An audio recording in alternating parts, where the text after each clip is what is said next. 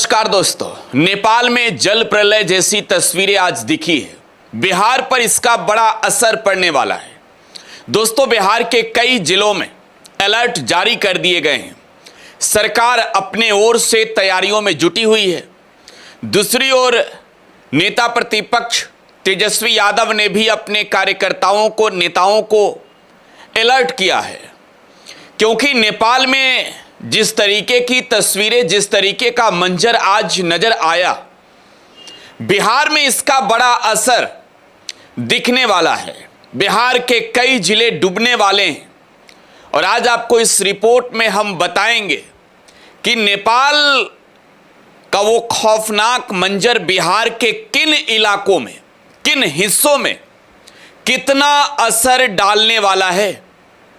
बिहार सरकार ने दोस्तों गंडक के किनारे बसे गांवों के लिए यह अलर्ट जारी किया है कि वो निचले स्थानों को छोड़कर ऊपरी इलाकों में चले जाएं। दूसरी ओर हाई अलर्ट जारी किया गया है। इससे भी बड़ी बात यह है कि गंडक बैराज के सभी 36 फाटक खोल दिए गए हैं।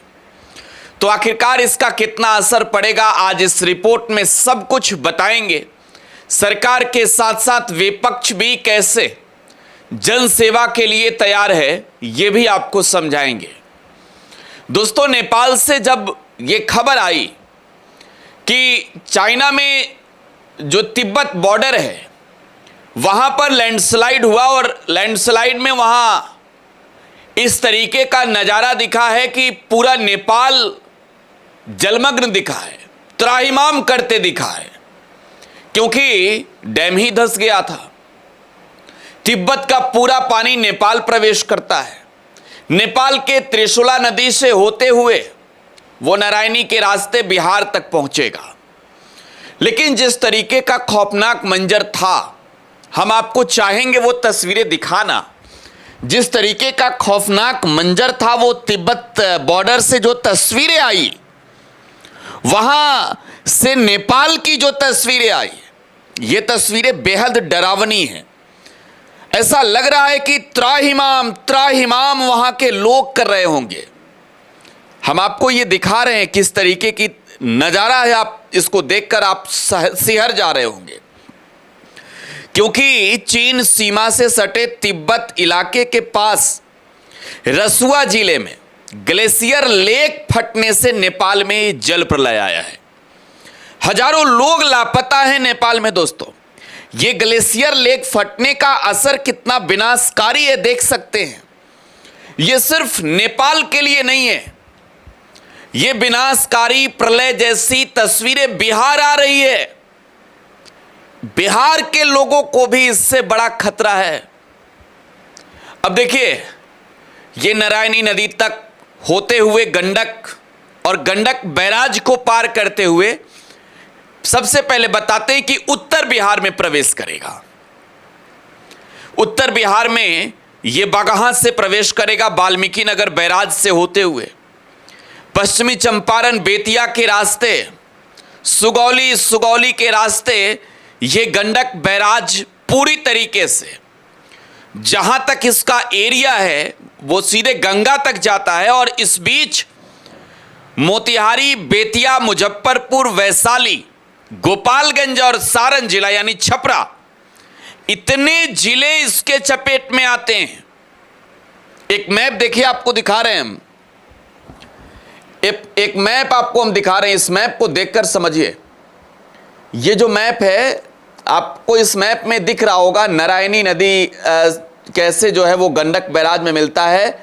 और गंडक बैराज से ये जो है वो पूरा पटना तक जाते हुए आपको हम दिखा रहे हैं।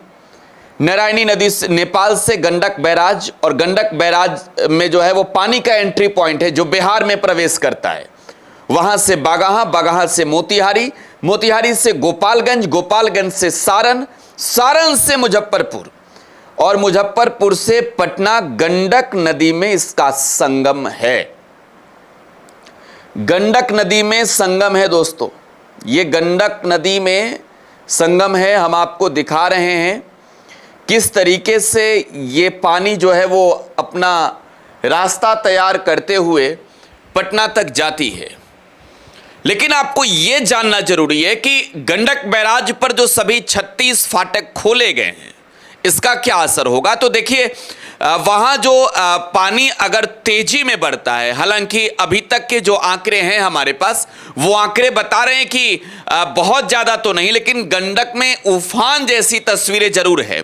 बैराज पर वाटर फ्लो जो है वो काफी तेज हो चुका है। दोपहर के 3 बजे तक, उससे पहले 12 बजे तक और शाम के 6 बजे तक। और इस वक्त जब हम ये रिपोर्ट आपको बताने के लिए रिकॉर्ड कर रहे हैं, लगभग रात के अभी 8 बज रहे हैं, तो इस वक्त तक जो है वो गंडक बैराज में फ्लो काफी तेज है, पानी का बहाव काफी फास्ट है और पानी में करंट है, मतलब धारदार पानी है। वो पानी बिहार में प्रवेश कर रहा है क्योंकि बैराज के फाटक खोले गए हैं। लेकिन आपको यह भी जानना जरूरी है कि इस पानी के तेज प्रवाह से भी गंडक बैराज पर कोई खास असर नहीं पड़ने वाला है। ये एक राहत की खबर यह है। हालांकि वहां पर बिहार सरकार ने सभी टेक्नीशियन को तैनात करके रखा है। किसी भी तरीके के आपात स्थिति से सुलझने के लिए बिहार और नेपाल की जो सरकार है, जो गंडक बैराज पर है, जिसका 50% 18 पिलर जो है वो बिहार में पड़ता है और 18 पिलर नेपाल में, वहां पर तैनात है टेक्नीशियन की टीम।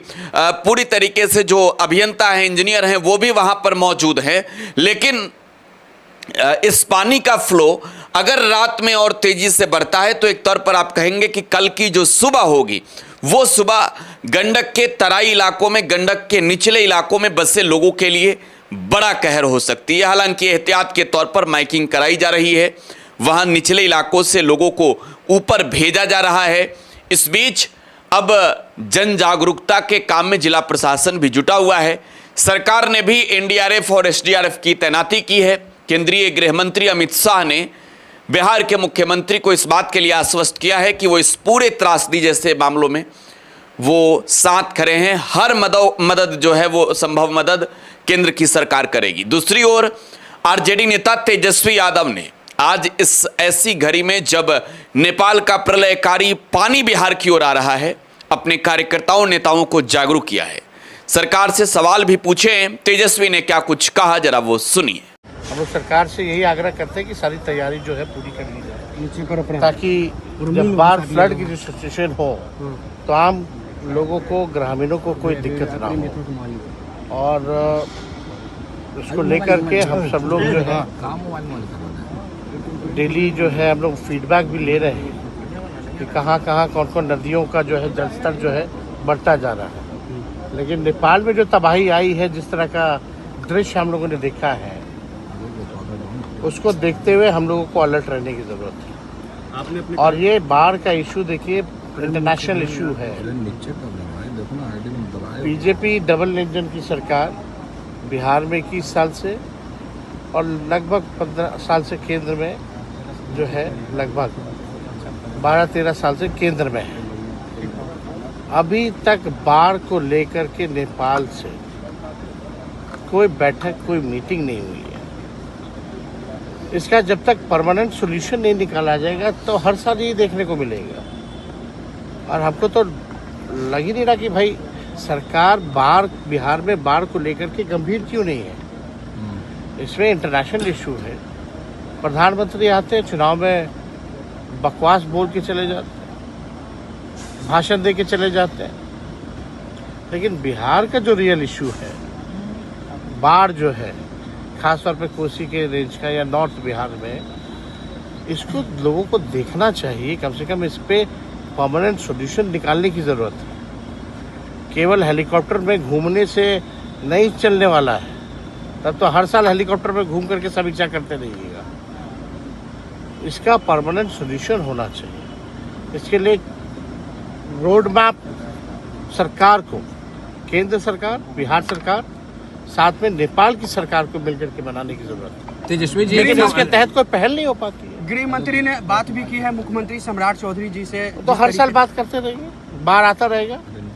बिहार में जब से मोदी जी बने हैं, बिहार बाहर राहत में के लिए कितना पैकेज दिए, एक पैसा नहीं देते ये लोग।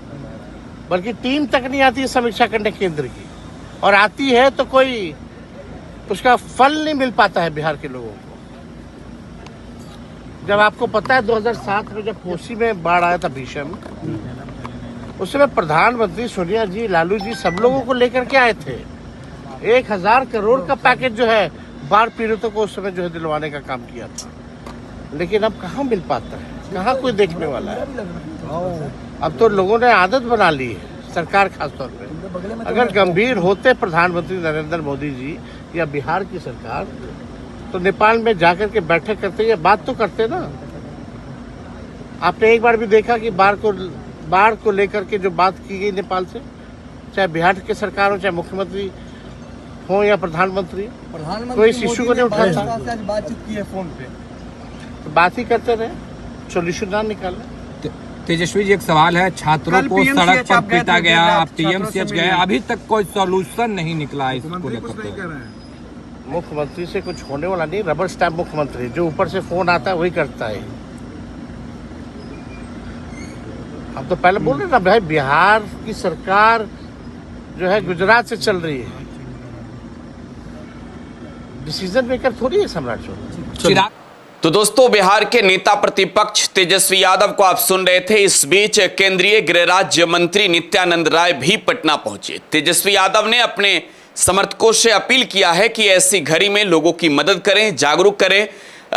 एक दूसरे का मदद करना बेहद जरूरी है। साथ ही साथ सरकार से आवश्यक सवाल भी पूछे हैं। नेता प्रतिपक्ष अपनी जिम्मेवारी निभाने में जुट गए हैं। दूसरी ओर आपदा के ऐसी घड़ी को लेकर सरकार भी पूरी तरीके से अलर्ट है।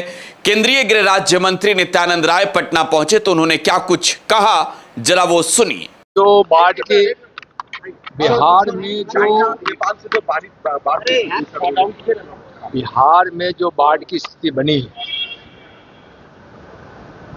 माननीय प्रधानमंत्री आदरणीय नरेंद्र मोदी जी की सरकार बाढ़ पूरे देश के किसी भी क्षेत्र या किसी भी राज्य में हो तो राज्यों को सहयोग करने के लिए पहले ही तत्पर हो जाती है। और इस बारिश के मौसम के पूर्व ही माननीय गृह मंत्री आदरणीय अमित शाह जी के नेतृत्व में पूरी तैयारी कर ली गई है।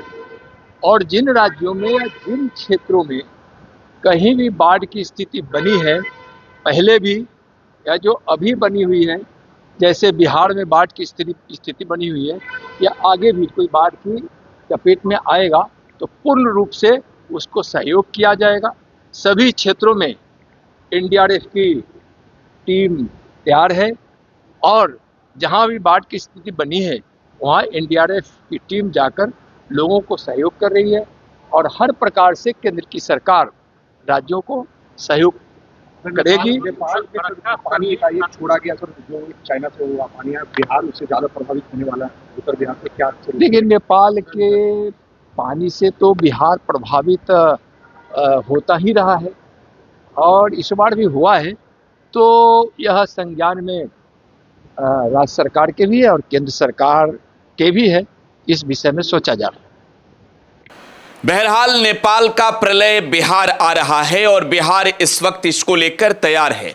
हम आपसे ये अपील करते हैं कि अगर आपका घर, आप अगर गंडक के बांध के नीचे किसी निचले इलाकों में रह रहे हैं तो तुरंत आप ऊपर जाएं, क्योंकि हो सकता है देर रात तक जो है वो पानी लगातार जिस तरीके से बढ़ रही है वो ऊपरी इलाकों तक पहुंच जाए और आपका सब कुछ डूब जाए। इससे पहले आपको सुरक्षित रहना जरूरी है। लेकिन इससे भी बड़ी बात यह है कि लगभग 2-2.5 लाख क्यूसेक पानी जो अब तक फ्लो कर चुका है बिहार में, 8.5 लाख क्यूसेक पानी का जो है वो सहने की क्षमता गंडक बैराज की है। तो गंडक बैराज पर किसी प्रकार का कोई खतरा नहीं है, क्योंकि गंडक बैराज की जो क्षमता है उस क्षमता से अधिक अभी तक जो है पानी बढ़ने के अनुमान नहीं है, क्योंकि 8.5 लाख क्यूसेक तक के क्षमता गंडक बैराज के पास है।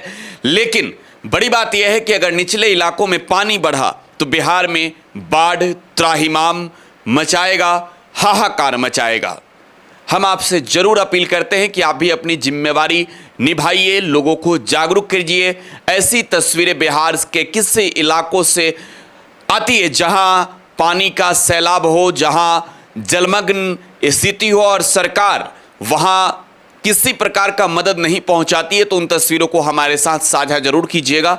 हम सरकार से दिखाएंगे हर मदद आप तक पहुंच पाए, लोगों तक पहुंच पाए, ये कोशिश जरूर करेंगे। आप टुडे बिहार न्यूज के साथ बने रहे। धन्यवाद।